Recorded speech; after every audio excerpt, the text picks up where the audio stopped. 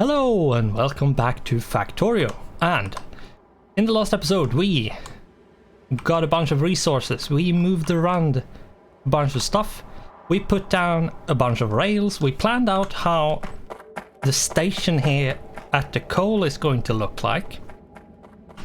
And I think we are going to... Do I actually have a radar? I don't have a radar on me. There is one radar here. Okay. We do want a radar here because if we don't have a radar, we might not see what's going on over here. But anyway,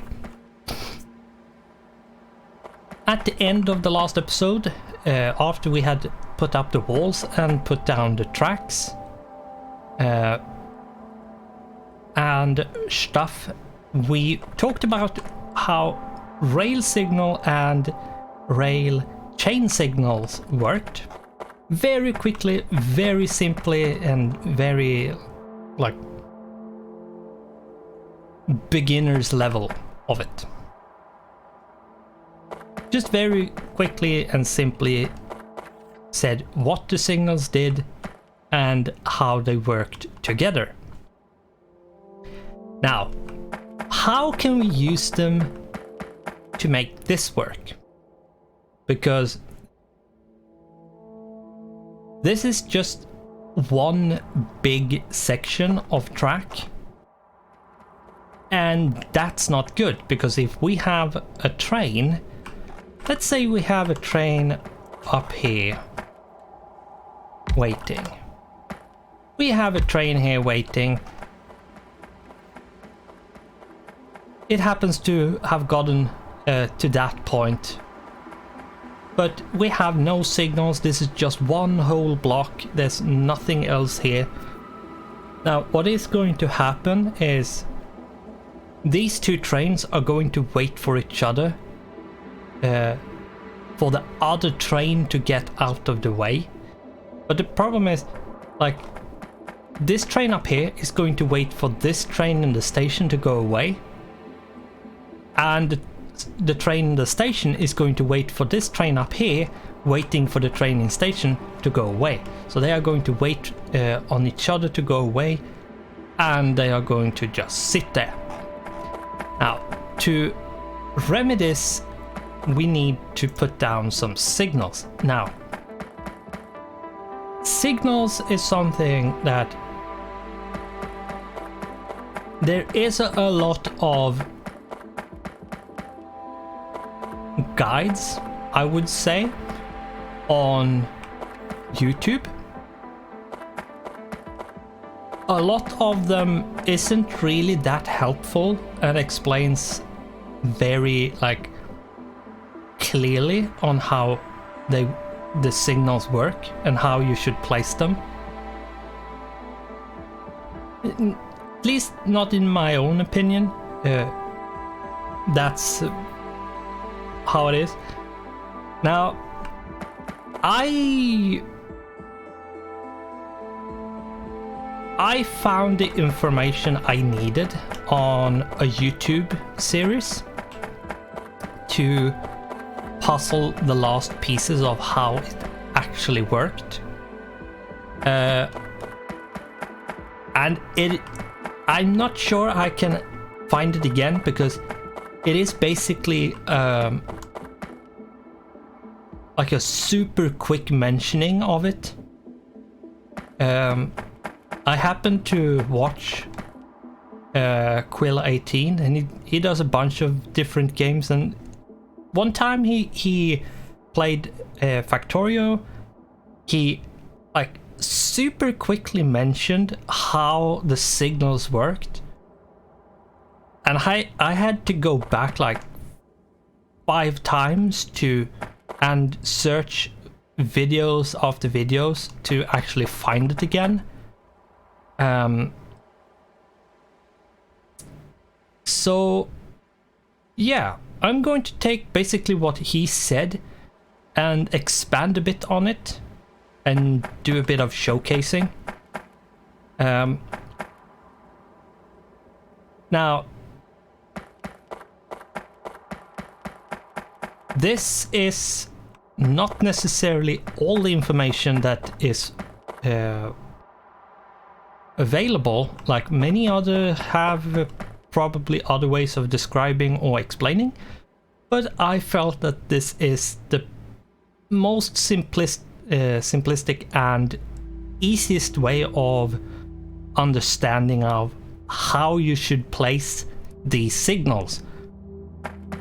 Like understanding of actually understanding where and why they go where they go. Now, if you hold a signal, doesn't matter if it's a rail signal or a chain signal, if we move it close to the tracks, we can see all these like green boxes over here along the track. These are places where you can put down a signal. There's a bunch of places. You do have to be careful of which side you place them, because if we place them on this side I'm standing on right here, the track is designated to go to the left. If we place it on the other side where I'm standing right now, it's designated to go to the right. Now, there is no way of rotating, but this lower rail here is the one we want to go from the left to the right, and the upper one we want to go from the right to the left. This is something that might be something that makes it hard for you to plan because you get the orientation of the tracks wrong with the signals. Like you place the signals wrong, so the train tracks all of a sudden goes the wrong way according to the signal, which might not necessarily screw your system over, but it might shut it down, or it make that section doesn't work. So be careful when you place them, where you place them, or how you place them. So the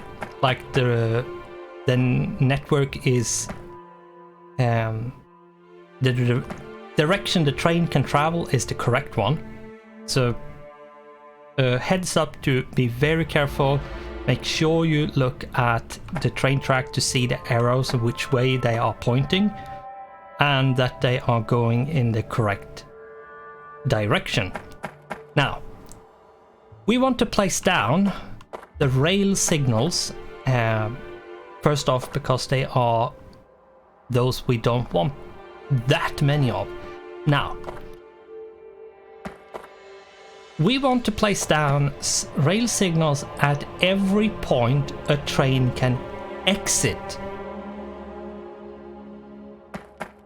So every place a train can go from and exit. So for example, this one here is an exit out to here. This that goes from the left straight over to the right is also an exit. And the bend from down here and up to this upper one is also an exit. So we are going to need, with that logic, one over here. Let's put one here. So we need one here to designate the exit to the right here. Then we need an exit over here to say that yes, this is an exit for the trains coming over here where this train is, or if a train comes from down here and needs to go up to this upper one. So there's two exits up to this one where I am right now, so we are going to place one right there. Now, as you can see, all of a sudden, instead of the yellow on the track, it's red. That's because we have two different zones at this point. Now, what we are going to do is place one more, because we have this track into the station is also an exit. We are going to place one right there. Now, let's see, do we have any more exits? No, we don't. Now, this one is flashing. Let's put this one there. This one is flashing because it's confused. It doesn't know how it's going to work because it loops around to itself. So then we are going to pick up the rail chain signals. And this is where we chop up this big intersection into smaller segments to actually make it work. Now, rail chain signals, or for shorter, the chain signals, you want to, where you want to chain the signal and where you enter. So over here we have an entrance into potential exits. That means we want one there. Now, we have two paths, two different paths for this. That means for every split off, we need one more. Like this. And this, I don't know, light blue color is now one section.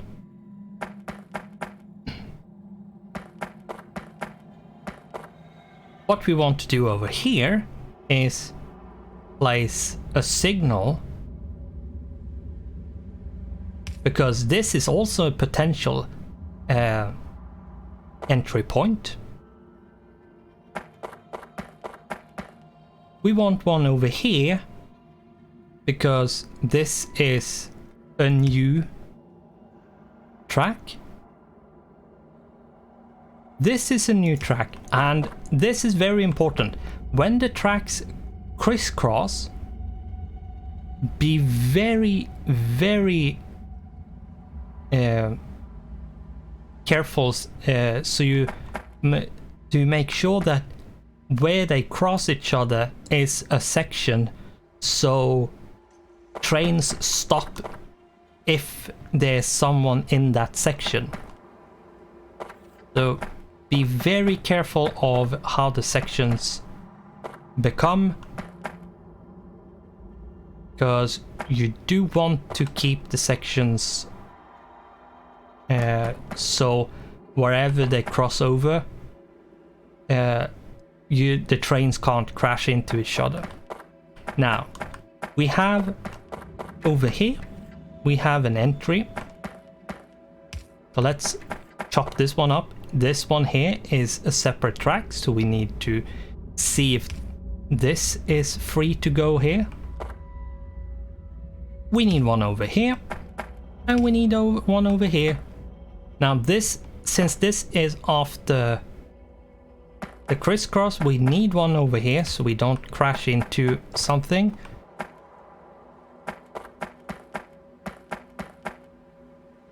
And now we have this completely chopped up. Now, this is not how this blueprint is. The blueprint is a lot nicer, but just to showcase of how you should think when you place them down is that every single time when like a single track splits into two or more branches like they do here, make sure you keep putting, like you put down a chain signal, so you have one for that track and connected to the exit where there's a rail signal, because this rail signal can see that, oh, there's a train in the station. That means that this signal here that goes to that should allow trains to go into the station returns the red signal. So no train is allowed in here other than up to the signal. And this, the reason why this one is blue, why this chain signal is blue, is because it has at least one path that is available, and at least one path that is unavailable. Since we have one path that is considered green and one is red, this returns blue to say that, okay, we have more than one path, and at least one is green and one is red. So it's blue to say that there is a way through, but there are some places you can't go. Now, let's take this as an example, just to show that if we blocked off here, this would go red, because now there is no path. So this goes red. Now, it is blue over here because there is a path over here to go. But if we move this over here, it would say, no, it's red, so you can't go there.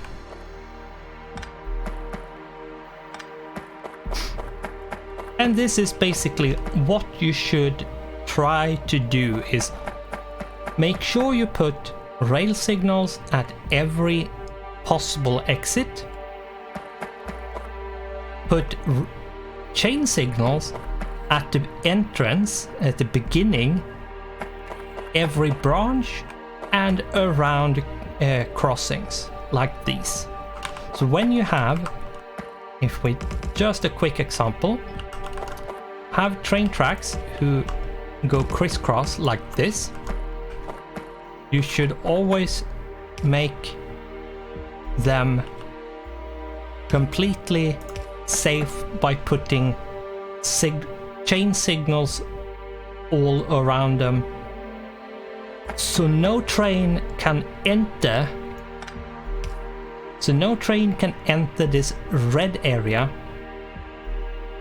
when there's already a train there. Because if we take this, we can see that, yeah, there's something in this red area, so no trains is allowed to go in there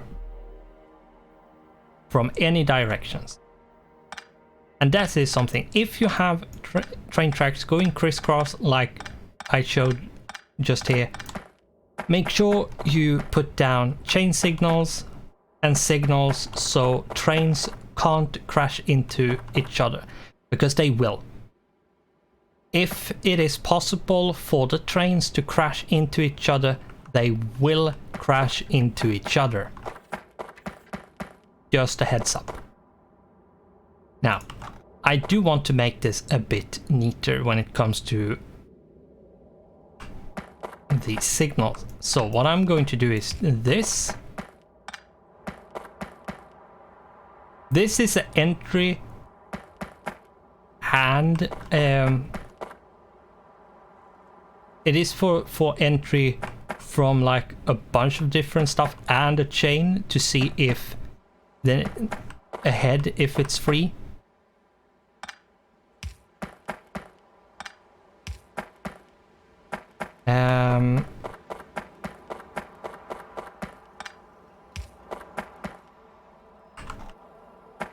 Not sure.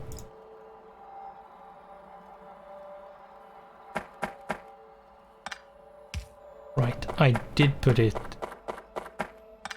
I usually put them like as close to the, like as close as I can to where I want something to not crash into something else.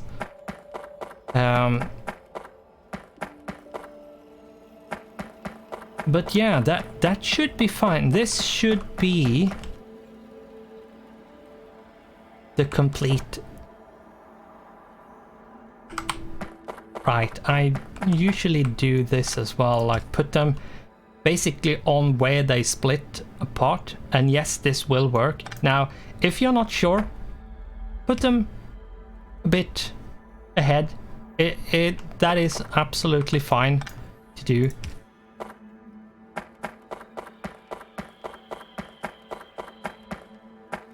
And that should be it.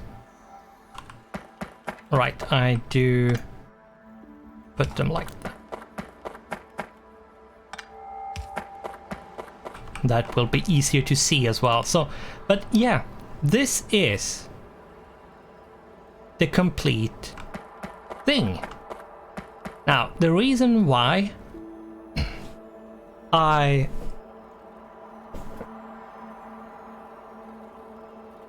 use the reason why I'm using the signals as I am right here is,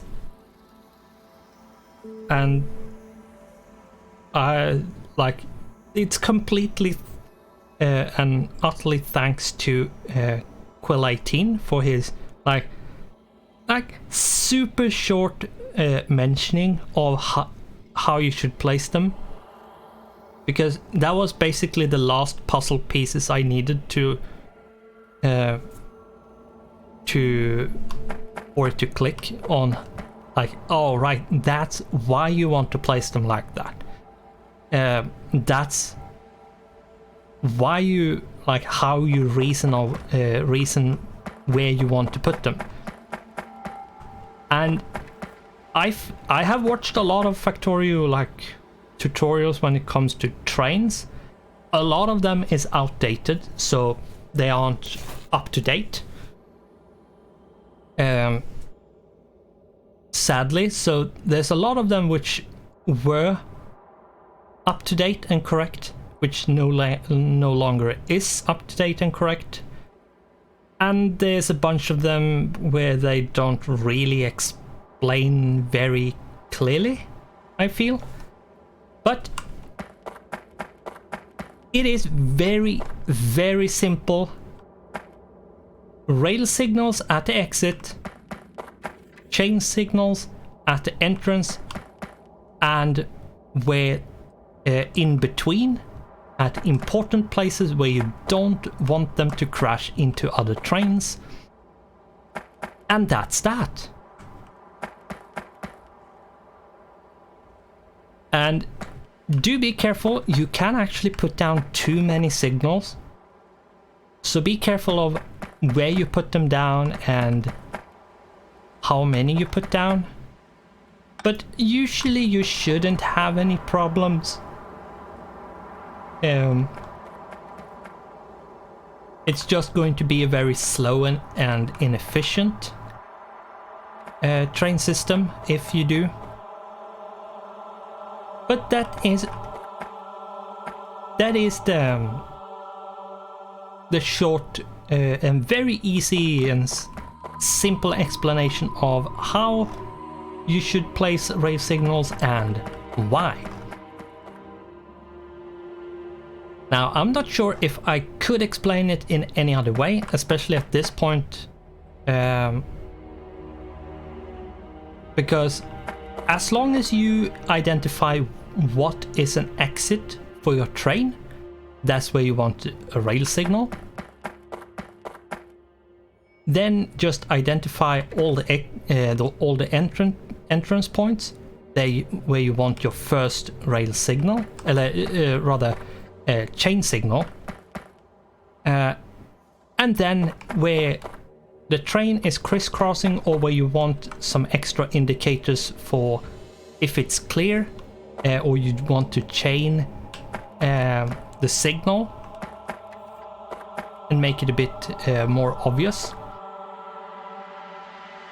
Then just put down, like I have done in this bend over here, put down a rail signal, and it will see what is open, what options do we have. And that's that. And the chain signals will chain all the way. And the reason why this one is blue over here is because this one is green and this one is red. And that means this one is blue because there's one path that is available and one path that is unavailable. That's why this is blue, because they chain the signal, and why this is blue. So that is the explanation on rail signals.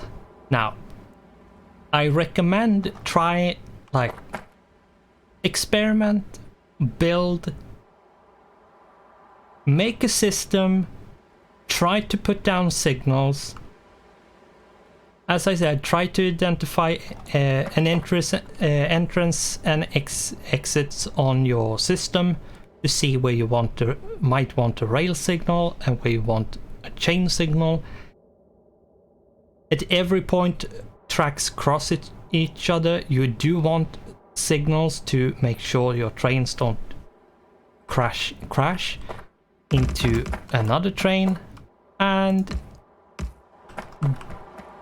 with time it will become like muscle memory. So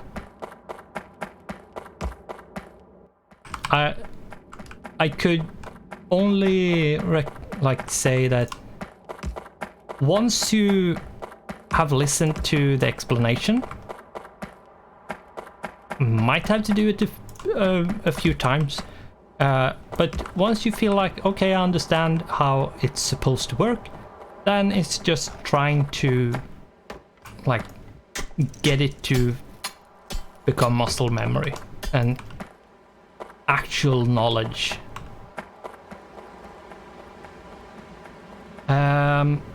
Let's see, what we want at this point is actually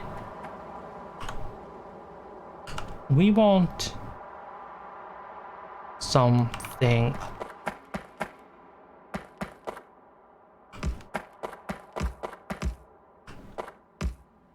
like this. Now I'm not sure. No, it's not correctly placed. Okay, we're going to have to do this again. Now I'm doing these because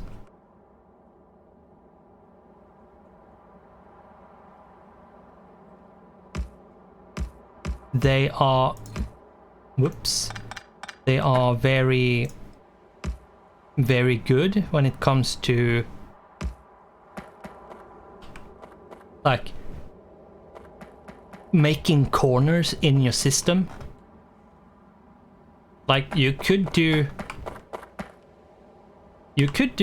like something like this, just a bend, but this is a good thing, like good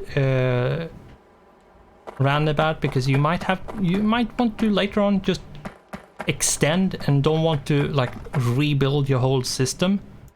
And I think that the rail system is the one thing you actually want to future-proof, so you don't have to rebuild it over and over and over and over again, because like, oh yeah, right, I want to go north here, but I have to build something that will allow me to actually do that first. And yeah, but this is what we are going to do. We are going to bring the rail down, and then we are going to have to see where we actually like. I'm not sure I'm going to put this one right here. I might put it somewhere else. Probably should remove that blinking because it's annoying. But yeah, that was a very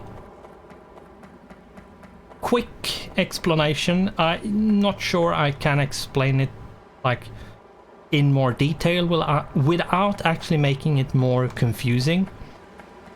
You can see it is essentially just find the exit, find the entrance, and then just put down the signals that you need in the various places. Now, for example, this roundabout, just like a quick example, like where do I have my exits?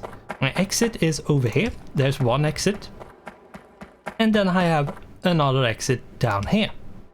That's my exits, that all of them. Now, what I want to do here is, here's my entrance. Here's my other entrance. That means I want chain signals to see if the roundabout is clear and it's like green to go. And then I want to see a bit more where it is actually clear to proceed.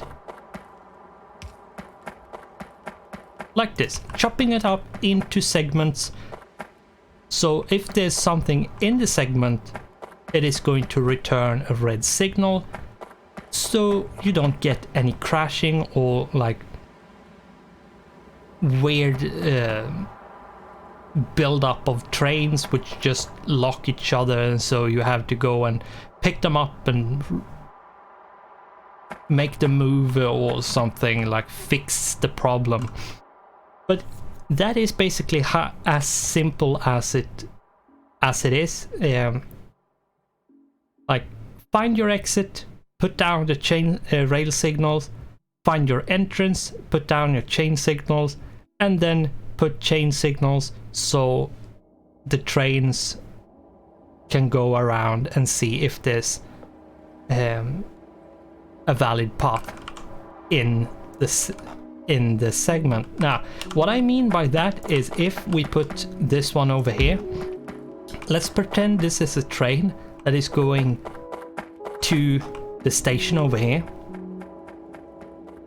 So it has come from the base, it has unloaded, it's going to fill up again. Now, we have a train that has filled up. So it has been in the station, it's on its way to the base to unload. Now, the reason why I have the chain signals in the roundabout, like this, is because if we didn't, this train would stand here and wait for the roundabout to be empty, completely empty. But this train is going to not block our path. It's going to go out here. Like, it's going to go from here, and from here it's going to just go like this in here. So it's going to go like this. This is the path it's going to take. Now, this means that we could actually continue moving into this roundabout without disturbing the train going to the station. But if we didn't have the chain signals in the roundabout, there would be no information to know if this path, like this block here and this block here, which this train need to occupy to move, was clear or not, because it would just be one single big block like this. This would just be one single big block, which means that if a train wants to enter but there's already something occupying the block, the train wanting to enter have to wait. So that's why you want to put them in here, to make a bunch of smaller segments inside, like somewhat like this. Now, how many you want to place down and where you want them, I would probably say experiment, because depending on how you build, how you make your train network, You might want them somewhere else. You might want them in greater quantity or lesser quantity, or like, it depends. It depends on how many trains do you have, how do you build your network, and so on and so forth. But I would recommend that if you have a lot of trains, make sure you put down chain signals, so your trains, if they shouldn't be stopping other trains because they are not going they're not going to use the exactly same track, then put down chain signals so they don't have to wait. But with that rambling, we have been going on for 6 minutes more than we should, so we are going to have to cut it here and continue in the next episode, and we are going to build out the track and where we want the stations in the base for unloading and stuff, and exactly how we want them to come in. I'm not sure, we are going to have to see. So with that, we are going to have to say thanks for watching, goodbye, and I hope I'll see you in the next one.